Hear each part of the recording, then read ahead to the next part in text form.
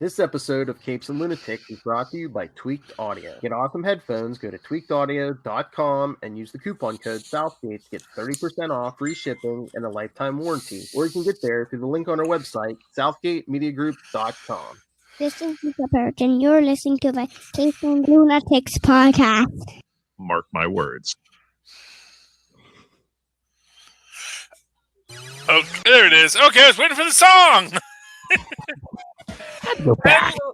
Yeah. Everyone's rushing to get caught up. Hey, everyone! Hello and welcome once again to Super Connectivity. I'm your host, Charlie the Professor Esser, and with me, as always, is the Blue-Eyed Bomber from the Burger Pits. Phil and Perich. Yes, the man not growing any quarantine facial hair because he's not under quarantine. That's yes, right. He is a necessary, essential employee, keeping people alive. Yep.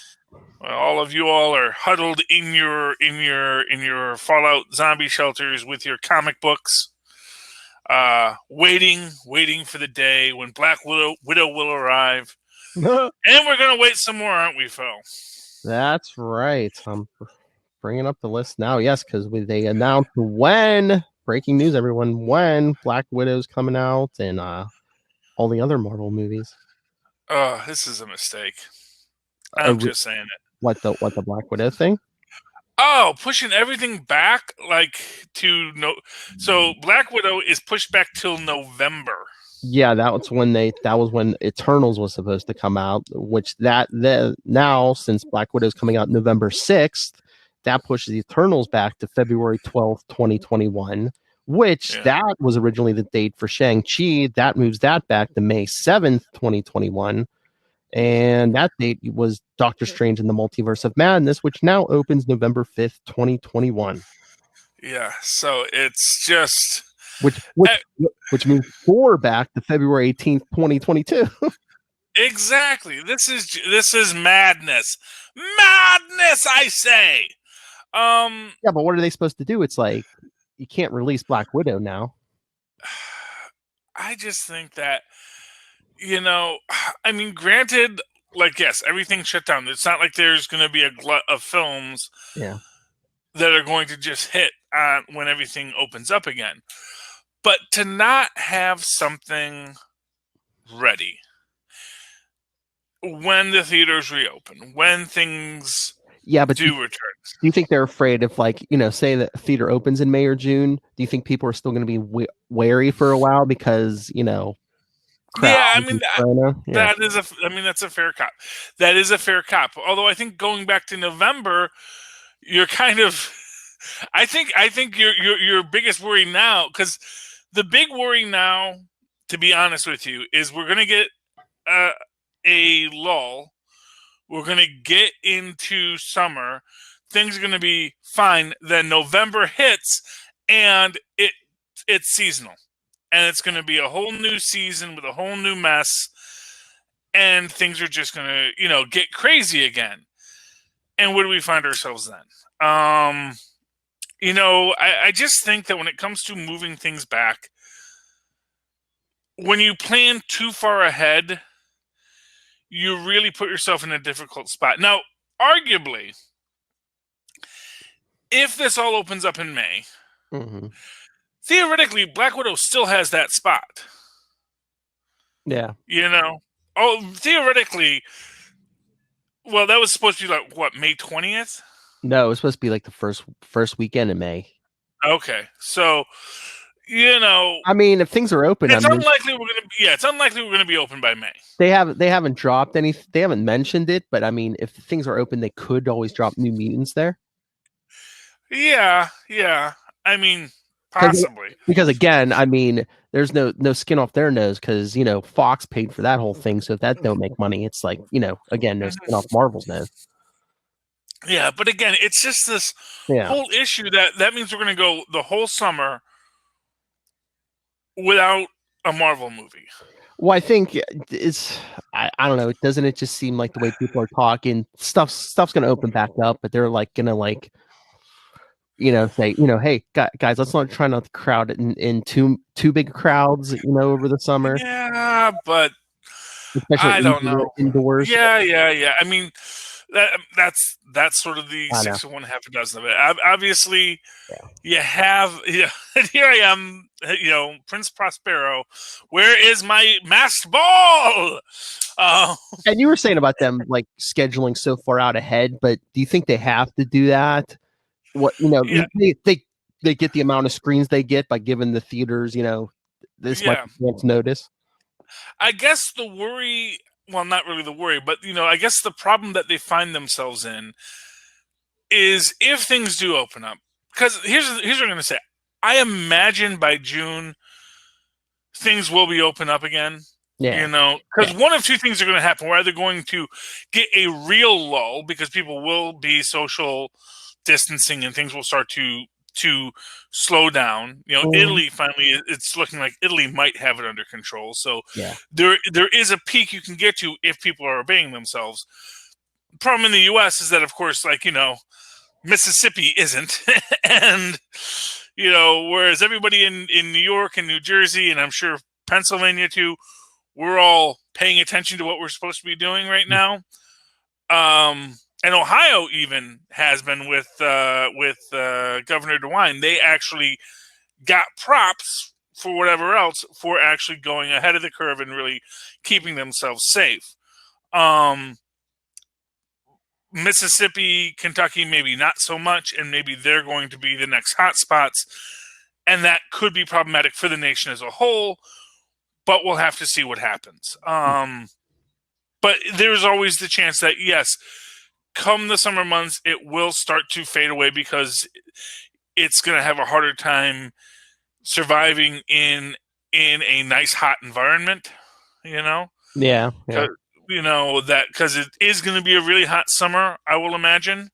Oh, because we won't have had. Well, one thing about it is when you don't have heavy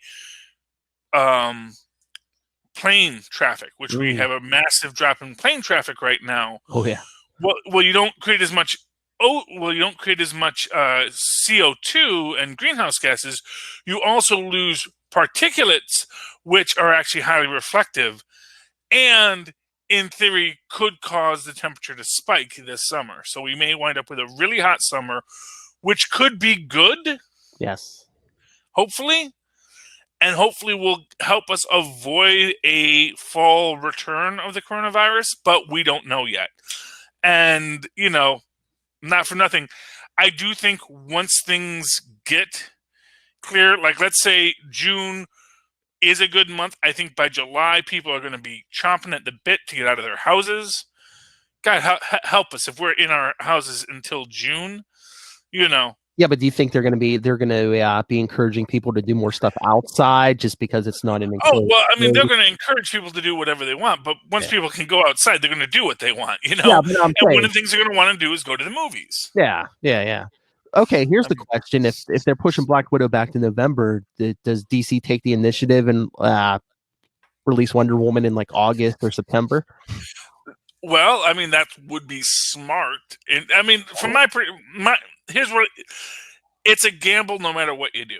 Because like I said, there is the possibility releasing in November is going to put you right smack at the start of the next corona wave, which is going to be a whole other panic, which is going to be an even bigger panic, even though it may be under control by then, even though we might have controls in place and people aren't going to be as backwards as they were this time. We might be able to get out ahead of it in November. I think that just the thought of it returning is going to scare the heck out of people.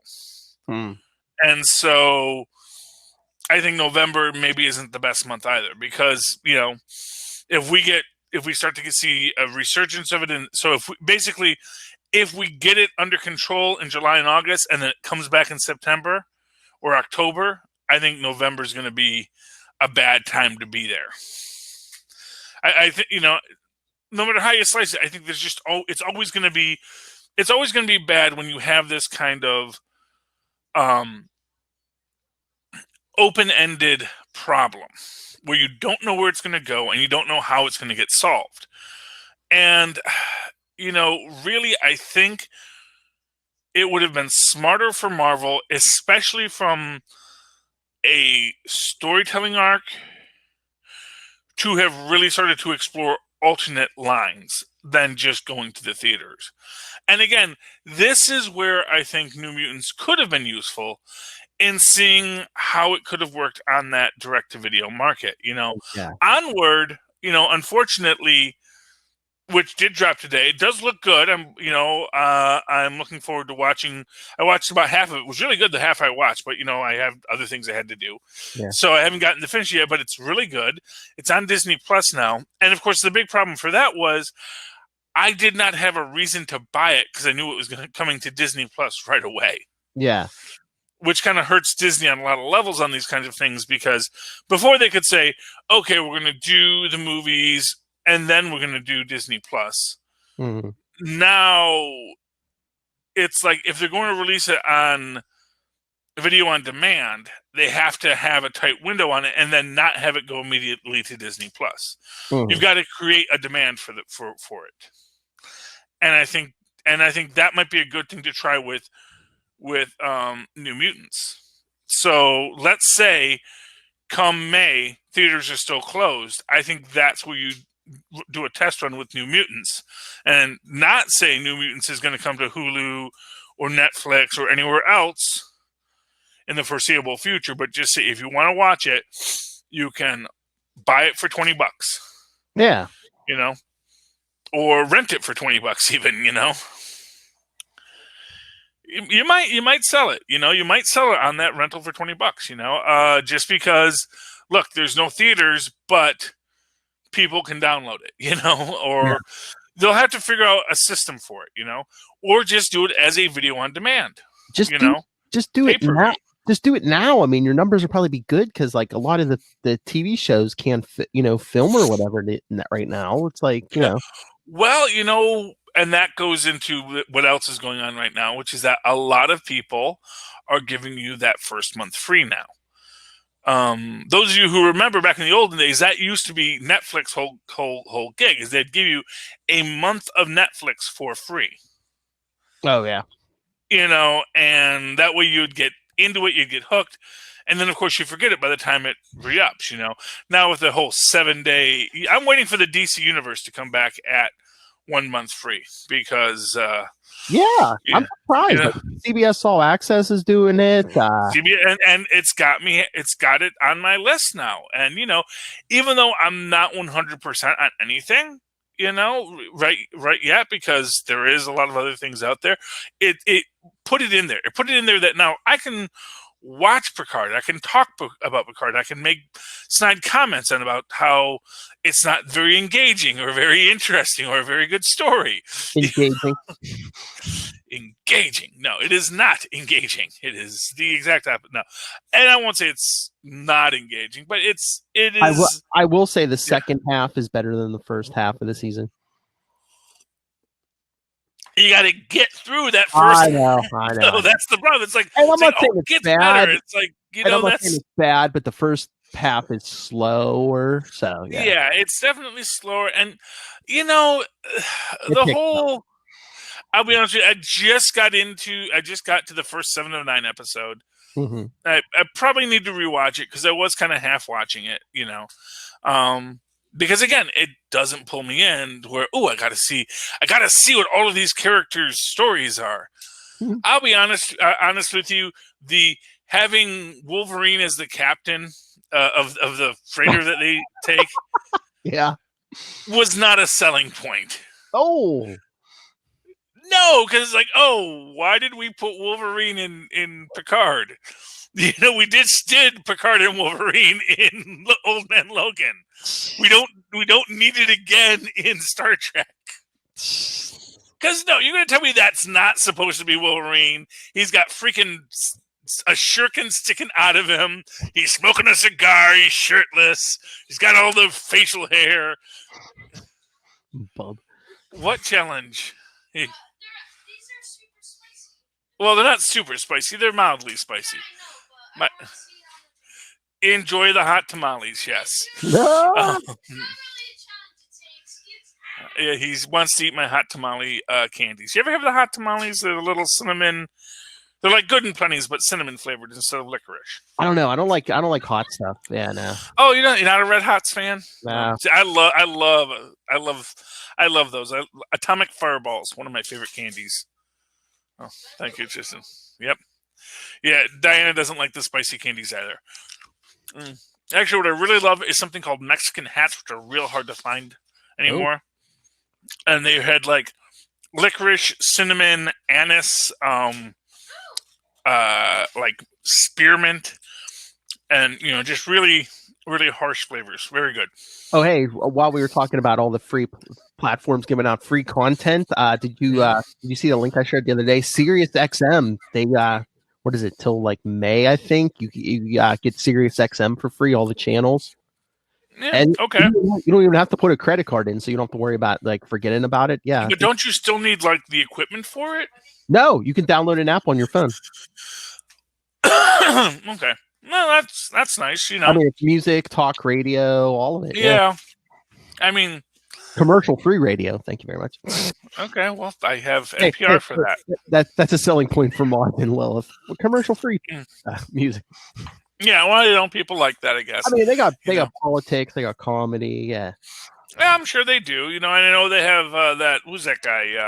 Howard Stern. Howard Stern. Yeah, that's really all I know they have on there. Yeah. But I hear they have like comedy stations like Dr. Demento kind of stuff. Yeah. Yes, they do. Because it's meant to be a candy to enjoy, not meant to burn your mouth. I do love all these like TV talk show hosts and even like Howard Stern. They're all doing like their shows from like their houses now. It's like we've been doing this for years. Yeah. Well, there you go. Yeah. It's cool. Yeah, I know Conan O'Brien had a whole thing where he was sending hands to people to simulate contact. It was cute. But anyway, yeah, so yeah, you have that. You also have Marvel Unlimited is now 1 month free. That's tempting to me. And again, it makes me wonder, why is DCU not doing this? Why I don't know if there is a DC Comics app that's similar to Marvel Unlimited, but because it might bring me back. If you give me that month free, I might come back and I might stick around for a month. The closest thing is DC Universe because they have comics in there too. Yeah. Yeah. But it just. Yes, you're going to have tamales without the sauce, but they don't sell them at the store. We'd have to buy the tamales separate. This is actual, meat tamales as opposed to, the candy tamales that he's eating right now. Oh. I know it's nice. That's why I bought them. I know quality's fun. Yes. What? Well, it's more like more similar to Mike and Ike's than it is to Good and Plenty's. It's just Good and Plenty's is something that I also like. That is an item. It's actually very similar to Mike and Ike's or Good and Fruities. Anyway, where was I? Yes. I'm just looking. Yeah. So I'm interested in the Marvel Unlimited. I may get that because trying to find comics to read nowadays. Yeah.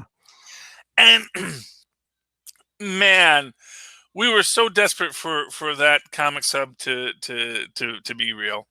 Mm-hmm. And as you read it out, it turns out like there wasn't really a push behind it. It wasn't approved by Marvel and DC or approved by the brick and mortars. It was just these guys who do have a way that they could have done it.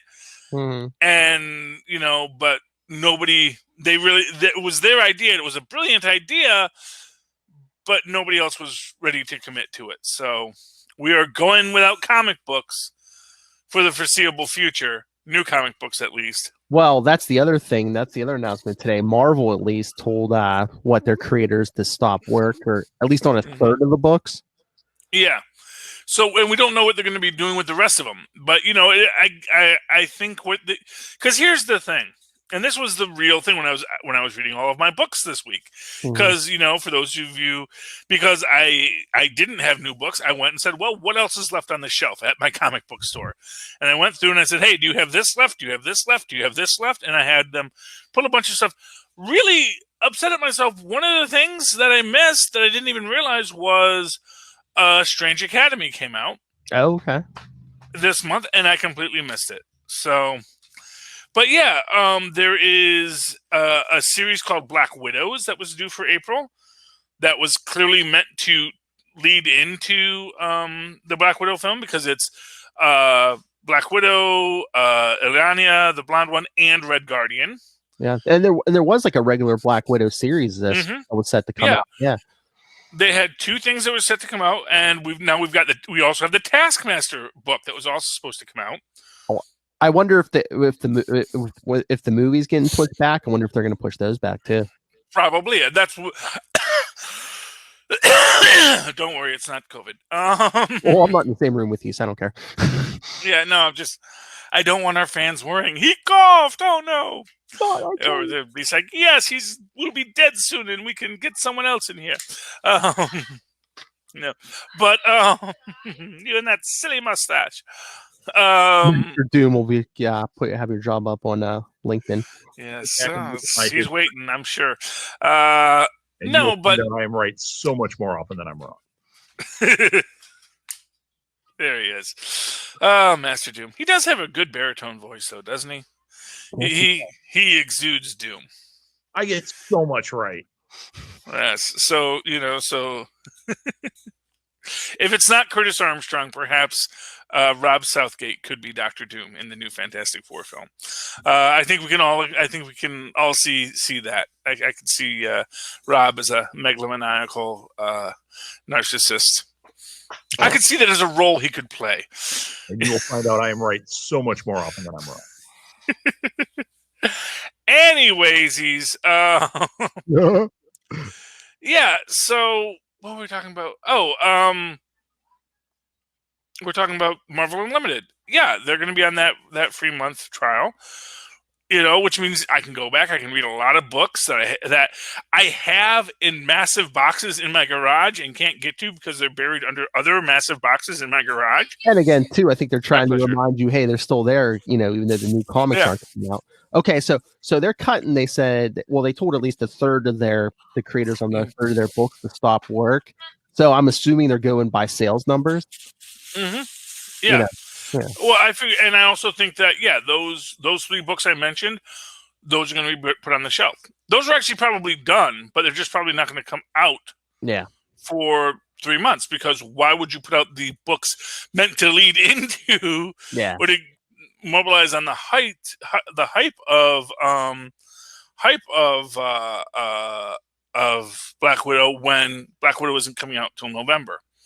Yeah, so coming out now till at least this summer. Exactly. So it's all going to be held back, and it's going to, and so many other things are going to be held back too. And I'm wondering if we're going to be getting. It's weird because we're just about to go into all of our big events. We're just about to get into the Outlawed run. Mm-hmm. That was all meant to start in April, and we were supposed to get what was the other one? Oh, the Children of the Atom, and the next. Which that actually looks cool to me. Empire. And Empire. There we go. We've got lots going on with the X-Men, lots going on with everything, and we're not going to get it for at least another month. And so that entire production schedule has been put on hold too. Oh, you know what else? If they're pushing back all those movies, are we going to get Falcon and Winter Soldier in August? Well, that's the interesting question, because that was never supposed to be released. And that was our question is, does it need to be released alongside Black Widow? After Black Widow, yeah. Yeah. I got to imagine maybe it doesn't. Or maybe they can do some creative edits to it. Yeah. To make it so it doesn't, You don't know. And it's very hard to say because everything is just in this real limbo. One thing I do wonder, because here's really the most interesting thing that could come into all of this. Comixology is owned by Amazon, if I recall correctly. Amazon also has a massive distribution hub.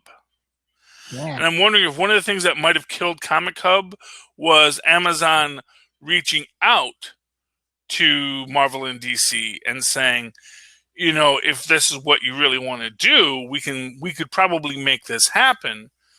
and even track it nicely for you with our amazing Amazon algorithms, and now we'll know exactly who gets books and who's got books pulled. Yeah, I mean, and those books will go to these stores, and we'll know who has comic stores to target all the things they want to buy.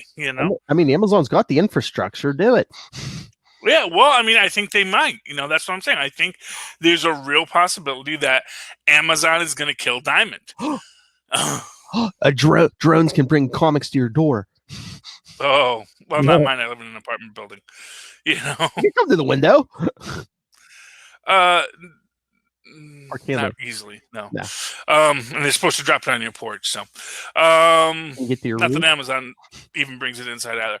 But yeah, I mean, obviously, Amazon, I'm sure, would love to get into the magazine distribution business. Probably not, because it's a real low end market.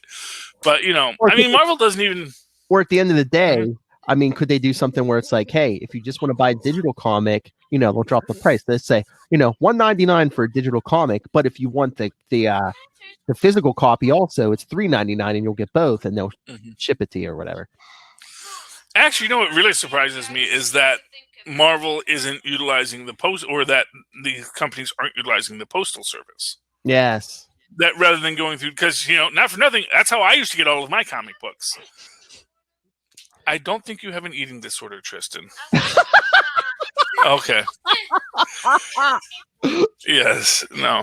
He's reading about all kinds of things, and so he's very curious about stuff. God, I have anyway. But no, I think what they're doing is they're trying to figure out a system where they're not cutting the comic shops out of, because I think they're afraid of the bad press if they they completely cut the shops out and put people out of business. Well, yeah, and not for nothing, it is a fan base for them. It is a place where they build their community, and I think it's one of these things where it's, especially for old timers like me,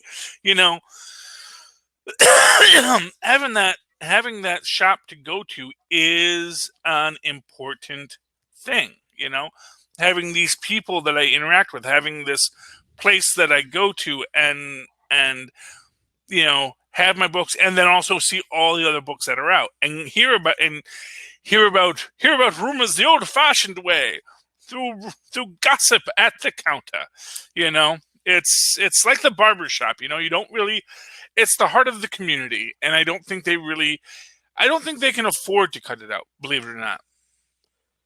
I think if you remove the comic book shop aspect of it, you're going to lose all the things you get with these big events. I mean, every long-term comic fan I've heard is saying, you know what, I can't, digital's okay sometimes, but I like the physical copy over the digital. Well, not only that, but just from a marketing perspective, if you were going to do Empire, I don't think you could sell Empire digitally. I don't think you're going to get people interested in reading all those books, jumping to book, except for the fact that it's at the comic shop.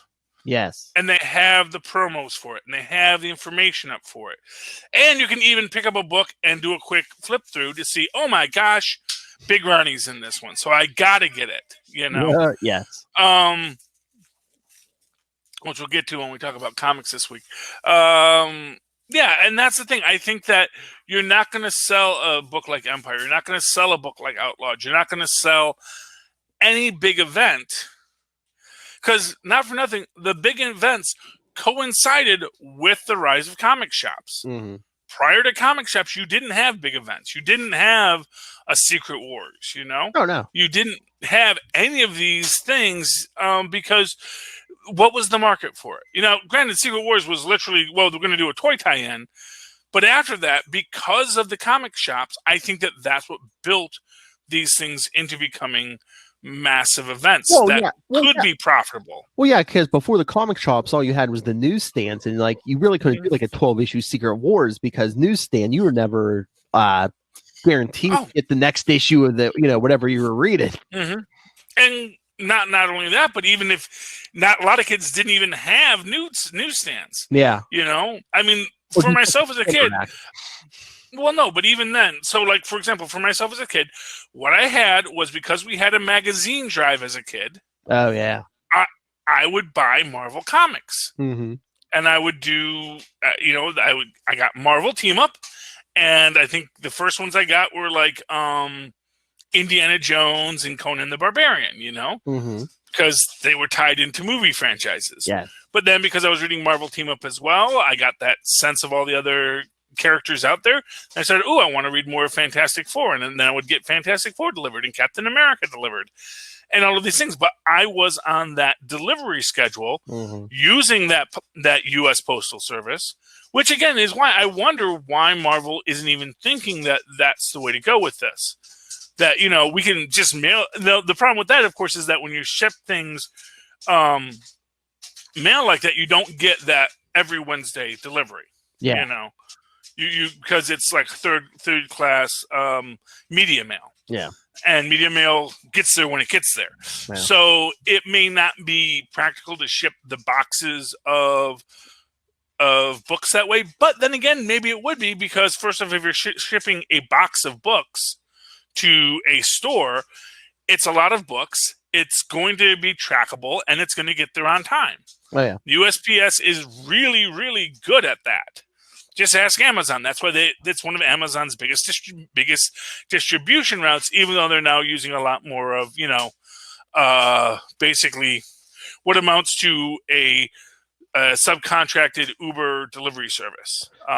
Actually, really horribly run, by the way. You never work for one of those Amazon delivery services. I think trust me on this. And I think some of the stores would appreciate the United States Postal Service doing it too, because right now I think Diamond uses UPS, and like I know my guy complains half the time because like there'll be like dented boxes and like some of the books. I mean, he'll get new books in, but it's like it's like you'll be like, I can't sell these. Well, so Diamond isn't even doing the deliveries. It's UPS doing the deliveries. At least around here, I think. Yeah, because I think.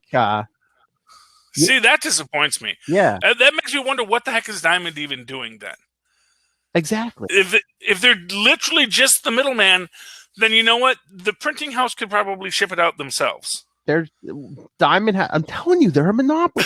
Stranglehold on everything. Yeah. Well, the thing is, I think that what it was I think Diamond trying to cover their own butts is what they're doing. Well, what they're doing is they're basically showing how unnecessary they were.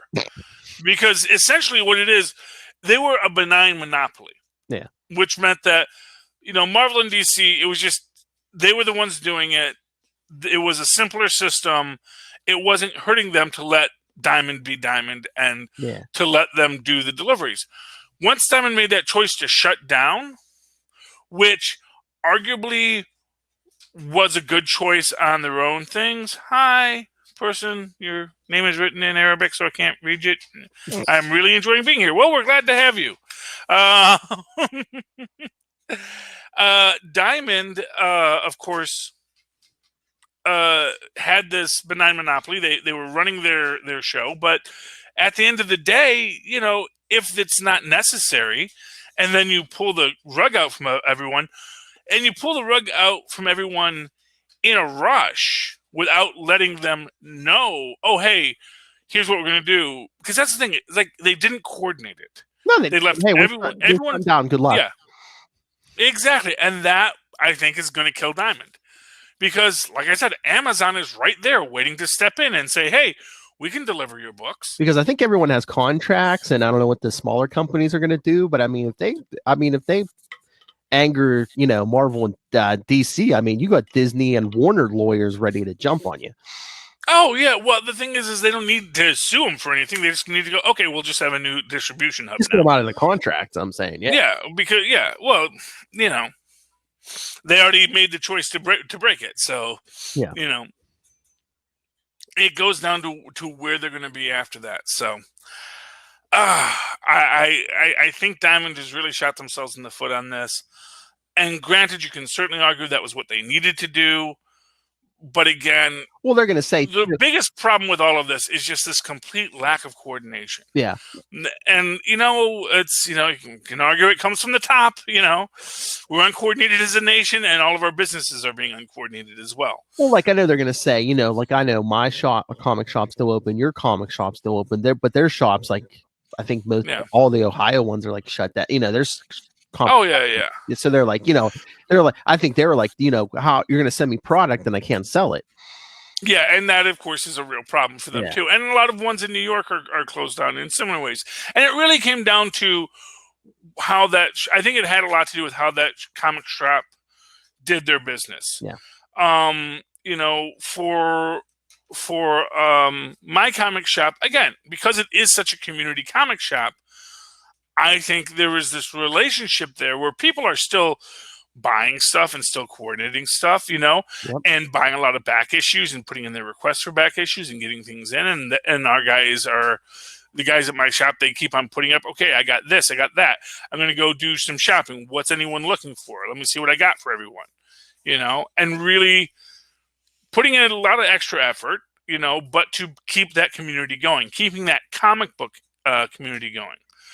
Because not for nothing, you run the risk in a time like this to really lose comic book fans. Oh, yeah. Because if people suddenly can't get a comic book, they may stop saying, well, do I really need to get comic books? And maybe when I go back to comic books, maybe I'll get the Hulk, or maybe I'll get Captain America again.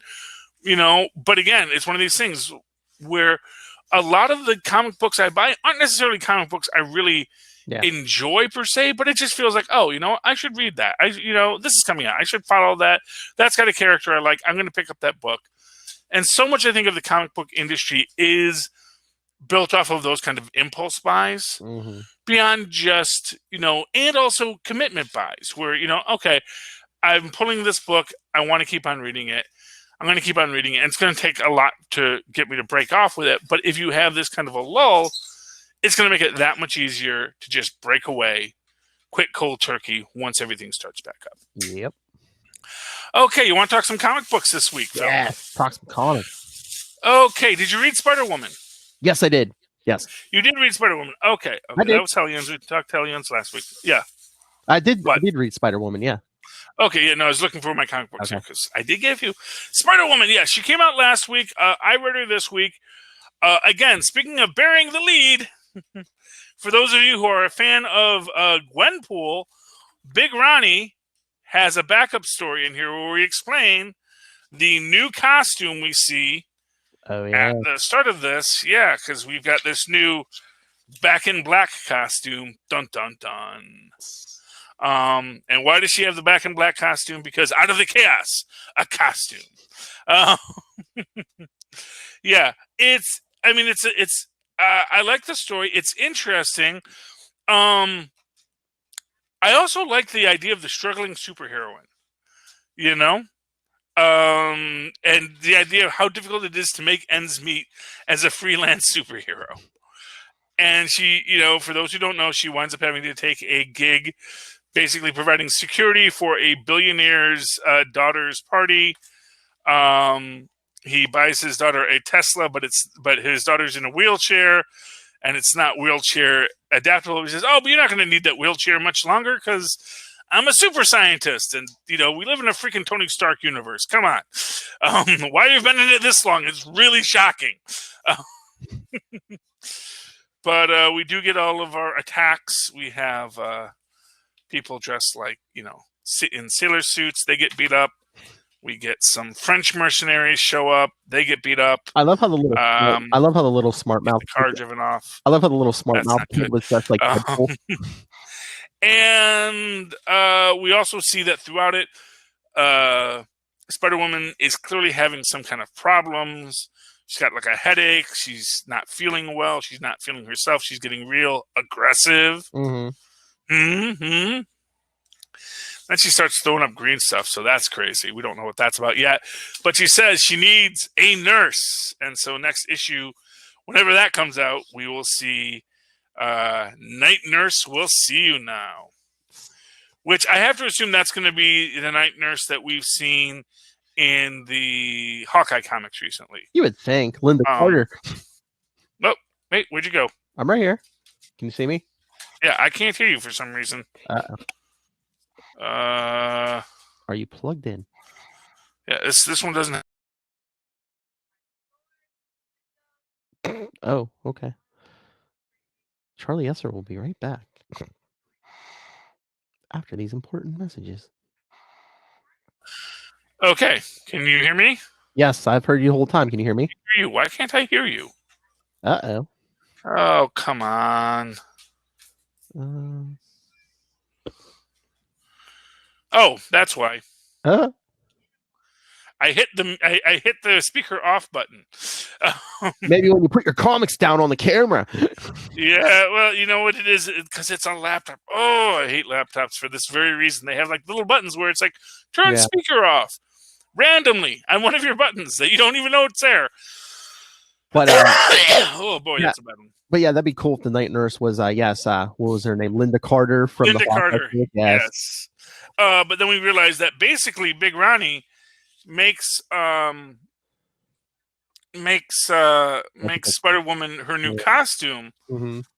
But we see that the costume was sort of commissioned for her by an unseen villain. Bum bum bum. Has like sensors and stuff in it. Yeah. Yeah. I'm wondering who that's going to be, man. Kind of got that smooth head. Makes me thinking it might be the Chameleon. But at the same time, I'm kind of thinking whoever it is, it's... Oh, you know who that could also be? That could be Aaron Stack, because he's got the trench coat on.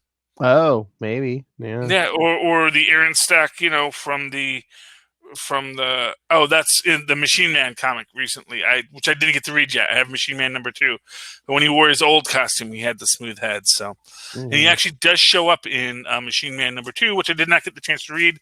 We'll talk about that next week because there won't be new comics next week. So I got to read all these comics I haven't read yet. Did you read Iron Age? I did read Iron Age. I did that. Yes, I liked Iron Age. Yeah, I liked it a lot. I like this Gears and Pete and the Wreckers. Yeah, I didn't read I really didn't read Machine Man's original series, but yeah, I'm pretty sure they're from his original series. Yeah. Oh yeah, well, Machine Man, he's had a lot of incarnations over the years. Yeah. In fact, I think when we get to Machine Man, there's a whole thing where he's like sees his former body design. So I didn't read it yet. Could be interesting. So definitely want to get to that. We'll talk about that next week. But here, we're seeing the I really feel there is something weird going on with the AI revolution. Because we see very clearly a lot of the robots aren't all that into revolution,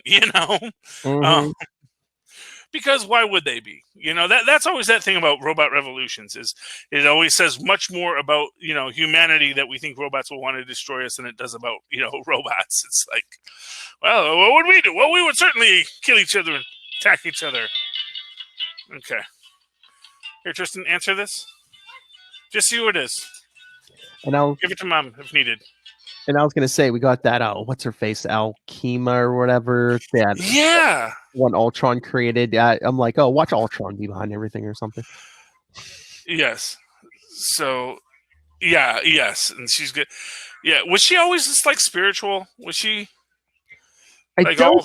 I don't think, but he created her towards the end of the Avengers West Coast run. I believe, just like with Jocasta when he made her from Janet Van Dyne's brainwaves. I believe that this one was made from Mockingbird's brainwave. Interesting. And then, of course, we have Mr. Shapiro, our formerly sentient cat. Yes, but still there. Still catting it up. Goes out on his adventures and always comes back. Cat came back the very next day. Has a weird little catnip trip. Yeah, so I've thoroughly enjoyed Iron Age #1 2020. It's an anthology story. 3 riveting tales of the robot revolution. Yep. So definitely recommend that to people. Oh, hey, did you get a chance to read that Batman one? Yeah, and that's based on the old Batman cartoon show, right? Yeah, the animated series, yes. Yes, and I found that very interesting. I like her Lex Luthor cameo. And again, Lex Luthor just completely unable to guess secret identities. It's like, what? Yeah. But he wears a mask. It is very strange, that entire concept. I mean, it was just a quick little chapter 1, but again, it was only a 99-cent digital comic. So. Yeah, but it was certainly enjoyable to me. And what I can say about it is, yeah, it's just an odd.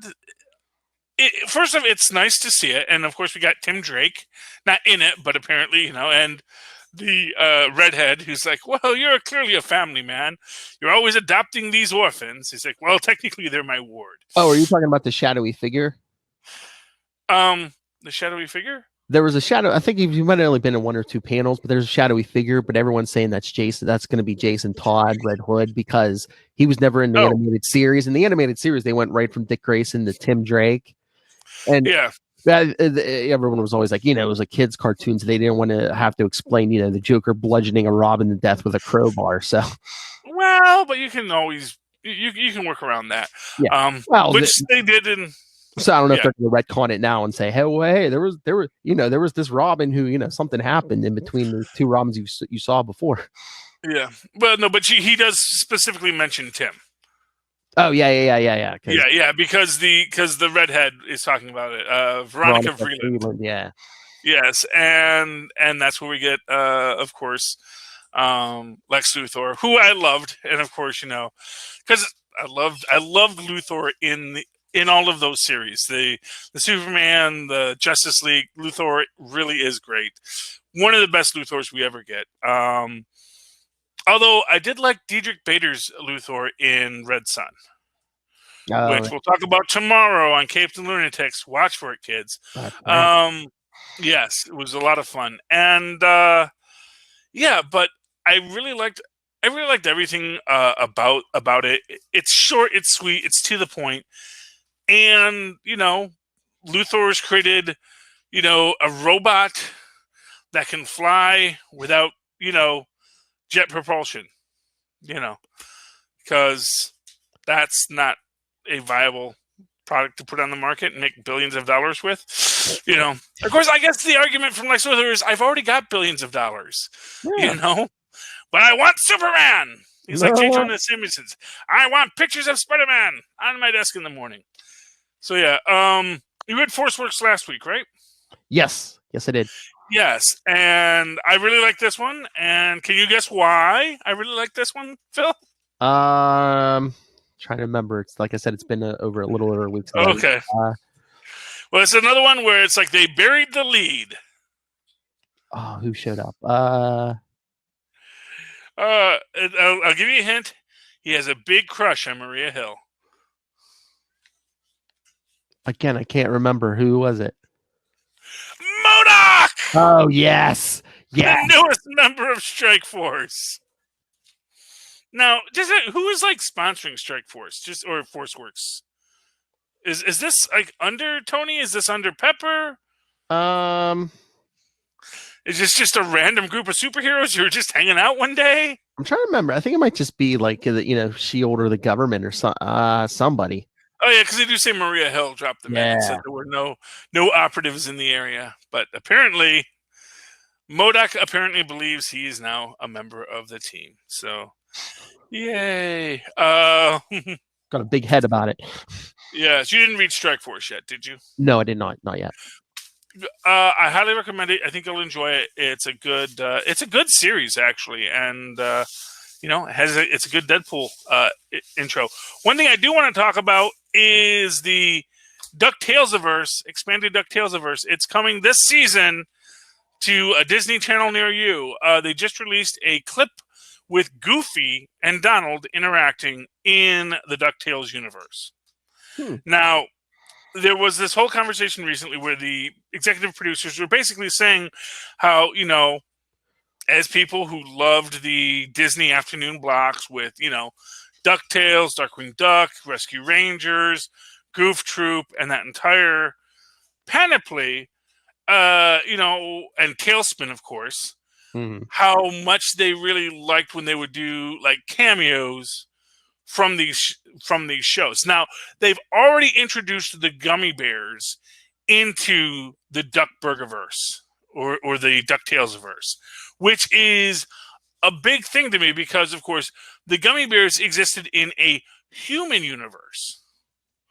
And we don't see humans in this universe. Yeah. Now, and along those same lines, Rescue Rangers also existed in a human universe. Mm. And what's interesting with the introduction of Goofy is Goof Troop existed in a dog world. And although we see dogs in the DuckTales universe, we don't see them as the dominant population in Duckburg. Second-class citizen. Well, this is what I'm getting at. Are we going to find out that, oh, no, there are humans in this world too.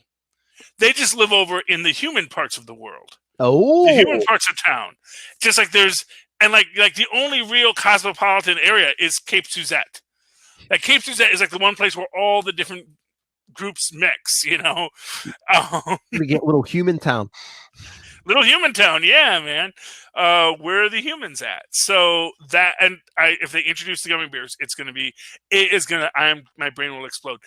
But the idea that maybe if you're gonna, because that's the thing, we can accept the idea that, oh yeah, Goofy lives in the dog town and the ducks live in the Duckburg, you know, and that really that there's just these parts of the DuckTales universe that is very central to people, to the different, which is also a little disturbing in its own way too.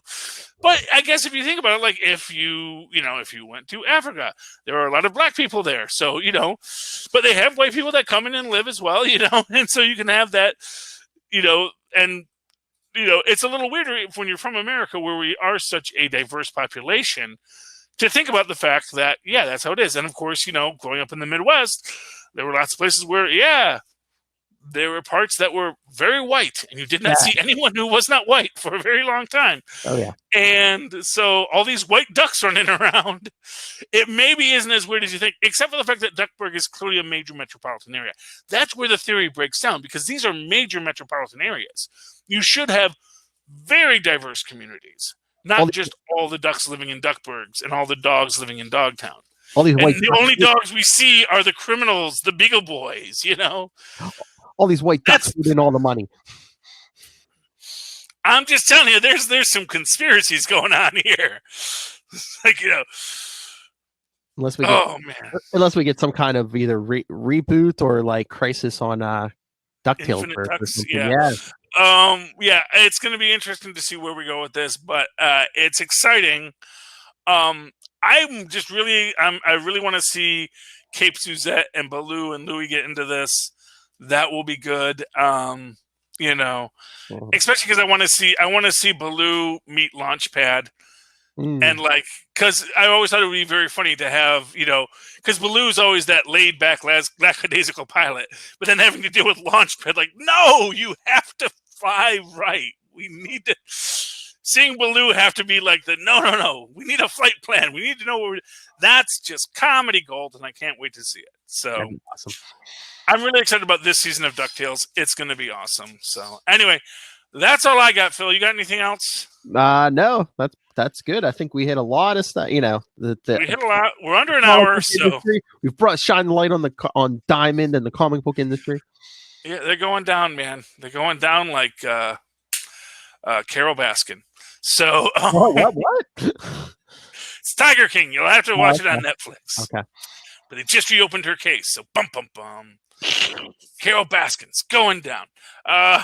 You heard it here first. Mark my words. Okay, so Philip, how can people reach out and find you and talk to you and tell you all the things they want to, all the adventures they'd like to have?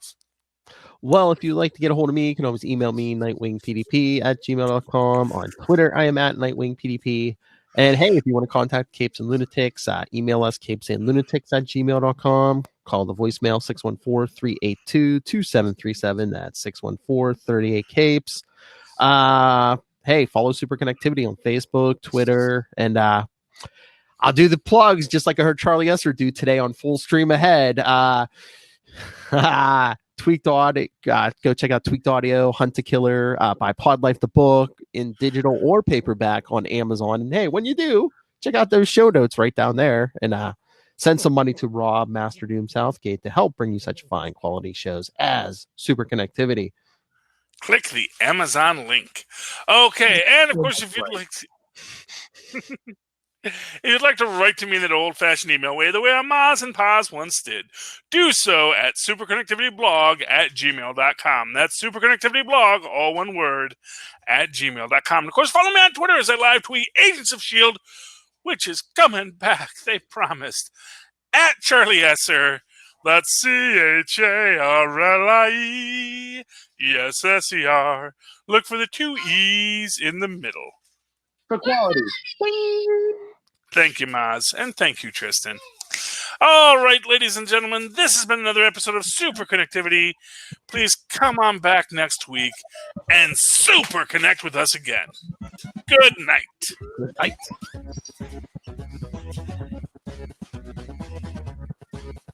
Good night, baby. See you in the morning, honey.